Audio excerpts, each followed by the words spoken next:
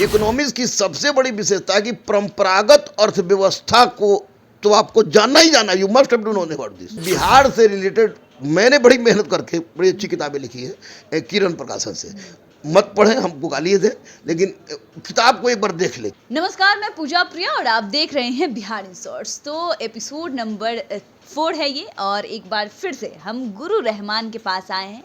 और इस बार का हमारा विषय जो है वो सबसे खास है, क्योंकि विषय है इकोनॉमी और दूसरा बिहार का इतिहास, जो मुख्य रूप से परीक्षा में पूछे जाते हैं दरोगा मिन्स में। और समय जो है काफ़ी कम बचा है, ऐसे में गुरु रहमान से जानते हैं कि इन दोनों पे पकड़ कैसे पाई जाए, क्योंकि बच्चे यहाँ पर अटकते ज़रूर हैं। तो उस अटकन को कैसे दूर किया जाए। तो सबसे पहले तो सर एक बार फिर से आपका बहुत बहुत स्वागत। बहुत बहुत धन्यवाद, बहुत बहुत धन्यवाद जी। आपने इकोनॉमिक्स और बिहार हाँ। बिहार का इतिहास नहीं, पूरा बिहार पूरा चूंकि अच्छा। बिहार में ही नौकरी करेंगे तो दो बात पूछा। तो देखो पूजा, एक बात स्पष्ट है कि इकोनॉमी नहीं तो कुछ नहीं, इकोनॉमी नहीं तो कुछ नहीं, इकोनॉमी नहीं तो कुछ नहीं, हकीकत ये है जी। तो इकोनॉमी तो नहीं तो कुछ नहीं, और इकोनॉमी समझ में आ गया तो दुनिया का हर चीज समझ में आ जाएगा। इकोनॉमी नहीं तो कुछ नहीं, इसलिए मैं बोल रहा हूँ कि इकोनॉमी का क्वेश्चन 7-8 क्वेश्चन ही रहता है। तो 7-8 क्वेश्चन 9 क्वेश्चन अगर ये मार देते हैं आसानी से तो इनकी नौकरी हो जाएगी। देखो इकोनॉमिक्स में ऐसे दत्तम सुंदरम है, तुमको मिश्रानपुरी है, रमेश सिंह है, तो ये तीनों चीज़ पढ़ेंगे तो फिर ये दरोगा के लिए IPS की तैयारी करें। दरोगा पढ़ने में इसकी कोई आवश्यकता नहीं। इकोनॉमिक्स की सबसे बड़ी विशेषता है कि परंपरागत अर्थव्यवस्था को तो आपको जानना ही जाना, you must have to know about this. वर्तमान अर्थव्यवस्था के साथ उसका तारतम्य स्थापित करके आपको पढ़ना होगा। आप केवल बीती हुई इकोनॉमी को जान रहे हैं और वर्तमान इकोनॉमी को नहीं जान रहे हैं, तो आप 10 में से 5 क्वेश्चन सही मारेगा, 5 क्वेश्चन गलत मार के आइएगा। क्योंकि ट्रेडिशनल इकोनॉमी के साथ साथ एक वर्तमान इकोनॉमी जोड़ के पूछता रहा है और पूछेगा भी, मैं दावे के साथ कह रहा हूँ। तो अब इनके पास चूंकि बजट सब पास हो गया है और 45-46 दिन का समय है, तो एक चीज इनके पास मैं स्पष्ट रूप से कहूँगा कि नया वाला प्रतियोगिता दर्पण अर्थव्यवस्था अतिरिक्तांक ने वाले, इसमें भी यूट्यूबर पर ध्यान मत देंगे।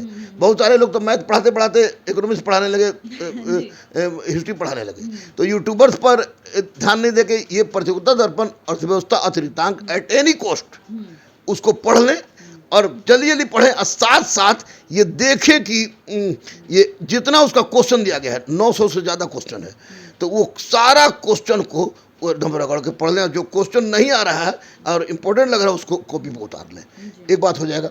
दूसरी सबसे बड़ी बात कि दिसंबर 2021 से लेकर मार्च 2022 तक के प्रतियोगिता दर्पण में जो भी अर्थव्यवस्था में चेंजिंग हुई है उसको तो जान लें।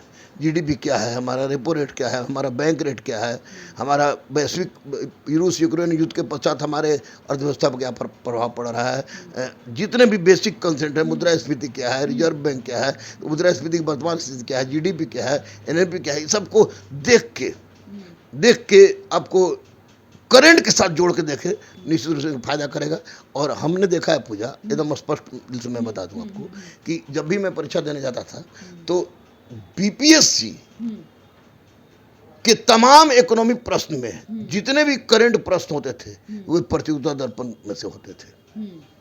इसलिए प्रतियोगिता दर्पण दिसंबर 2021, क्योंकि अर्धवार्षिकी भी होता है, 2021 से मार्च 2022 तक करंट उसका करंट इकोनॉमी को बजाते कॉपी पर एकदम सरिया के पॉइंट के हिसाब से लिख ले।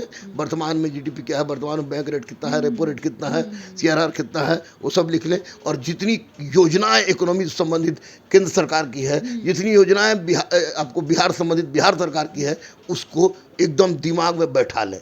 बहुत सारी कमिटियां होती है टैक्सेशन की जांच के लिए, किसी अन्य चीज़ की जांच के लिए, रुपया के विनिमय के जांच के लिए, रुपया के बहुत सारे चीज़ में जांच के लिए आता है, कृषि से संबंध जांच होता है, तो उसको भी एकदम दिमाग में रखें। एक फ़ायदा होगा। दूसरी सबसे महत्वपूर्ण बात है कि देखोगे कि हर बजट में केंद्र सरकार और राज्य सरकार दोनों कुछ ना कुछ नया चीज़ जरूर करती है। तो पूरा पहले क्या था और नया क्या हुआ है, इस दोनों का अध्ययन करें, इकोनॉमिक्स में निश्चित रूप से एक क्वेश्चन भी नहीं छूटेगा, बिल्कुल आसान होगा। बाकी टेस्ट दे, बाकी तो उस सेट से प्रैक्टिस करेंगे तो हो जाएगा। और इसमें भी आप, हम और काल्पनिक मुकेश, हाँ, तीन को ग्रुप ग्रुप डिस्कशन क्वेश्चन बना के, हाँ, क्वेश्चन के द्वारा आप बनाओ अलग से 100 क्वेश्चन हाँ, इकोनॉमिक्स का, हम बनाए अलग से, वो बनाए अलग से, ये हो जाएगा। ये तो इकोनॉमिक्स को एक क्वेश्चन नहीं छूटेगा। बिहार सुनने में बड़ा बेचारा लगता है, जी, लेकिन बिहार नहीं तो कुछ भी नहीं। जी, और बिहार नहीं तो कुछ भी नहीं इसलिए कि बिहार आपको पढ़ना है, उसने दे दिया बिहार पढ़िए। तो बिहार पढ़िए तो बिहार का क्या पढ़िए? हिस्ट्री पढ़िए, ज्योग्राफी पढ़िए, पॉलिटी पढ़िए, इकोनॉमी पढ़िए, करंट पढ़िए बिहार मतलब का, पूरा बिहार पूरे को बिहार पढ़िए। पढ़िए, पूरे बिहार को पढ़िए। आप पूरे बिहार को आप नहीं जानते हैं तो गलत करते हैं, क्योंकि आप थानेदार बन के जाइएगा किसी ना किसी क्षेत्र, बिहार के क्षेत्र में जाइएगा, और वहाँ की आपको जलवायु पता नहीं है, वहाँ की मिट्टी पता नहीं है, वहाँ का आपको किस तरह का वातावरण है वो पता नहीं है, वहाँ वर्षा कितना होती है, वहाँ फसल किस चीज़ का होता है, और आपको पता नहीं था, आपको थानेदारी करने का कोई हक नहीं है। इसलिए बिहार से रिलेटेड मैंने बड़ी मेहनत करके बड़ी अच्छी किताबें लिखी है किरण प्रकाशन से। मत पढ़ें, हमको गाली दे, लेकिन किताब को एक बार देख ले, क्योंकि टॉपिक के साथ साथ बिहार हिस्ट्री, और बिहार हिस्ट्री का प्राचीन तो उसके साथ क्वेश्चन दिया है मैंने, मध्यकालीन तो उसके साथ क्वेश्चन दिया है, आधुनिक तो उसके साथ क्वेश्चन दिया है, ज्योग्राफी तो इंडियन ज्योग्राफी दिया है तो उसके साथ क्वेश्चन दिया है, इंडियन बिहार का ज्योग्राफी से क्वेश्चन दिया है डिटेल्स में तो उसके क्वेश्चन दिया है, बिहार के इकोनॉमी में से परंपरागत है तो जो लेटेस्ट क्या है उसको मैंने दिया है, उसके बाद आपको पॉलिटी बिहार का क्या है परंपरागत और वर्तमान उसको मैंने जोड़ के दिया है। तो सब किताब में ऐसा है, ऐसा नहीं कि मेरी किताब में है। तो ये मेरी किताब या तो पढ़ ले जो किरण से लिखा है, या आपको केबीसी नैनो का पढ़ लें, या आपको इम्तियाज अहमद का पढ़ लें, ऑब्जेक्टिव वाला नहीं, ऑब्जेक्टिव वाले नहीं। और आज हम देखते हैं कि बहुत सारे लोग यूट्यूब पर बोलते हैं कि महासंग्राम के दौर में इससे ज़्यादा कुछ भी नहीं, तो हमको हंसी भी आती है और लगता है कि बच्चे ऐसा ना कि फंस जाए, तो देखना आसान होता है, लेकिन यूट्यूबर का ज्ञान इनको बर्बाद कर देगा।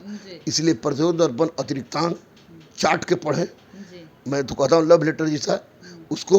और बिहार से एक अच्छी किताब है, किरण का हो, केबीसी नैनो का हो, या इम्तियाज अहमद का हो, कोई भी किताब है जो सब्जेक्टिव प्लस ऑब्जेक्टिव दोनों हो, उसको लेकर पढ़े, मैं दावे के साथ कह रहा हूँ। और हाँ, पेपर तो पढ़ना ही पढ़ना है, पेपर जितना पेपर में बिहार से रिलेटेड जो इतना महत्वपूर्ण वो तो पढ़ना ही पढ़ना है।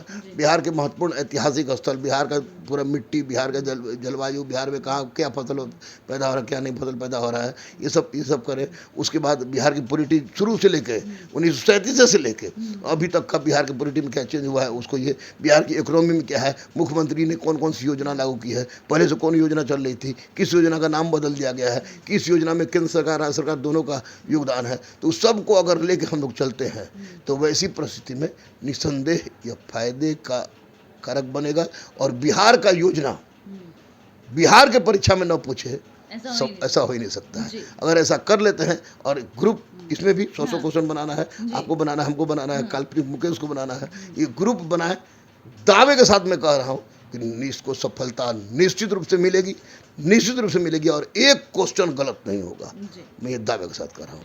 तो आपने गुरु रहमान को सुना कि किस तरीके से कम समय में, जी हाँ, क्योंकि अप्रैल में मेंस का एग्ज़ाम है और अगर वर्दी पानी है तो आप इन चीज़ों को गांठ बांध लीजिए और आप इस चीज़ को अपनाइए और फिर देखिए कि कैसे कमाल होता है। जी हाँ, हालांकि तैयारी पूरी करिए और इन चीज़ों को ज़रूर अपनाइए जो अभी गुरु रहमान ने आपको बताए हैं अपनाने के लिए।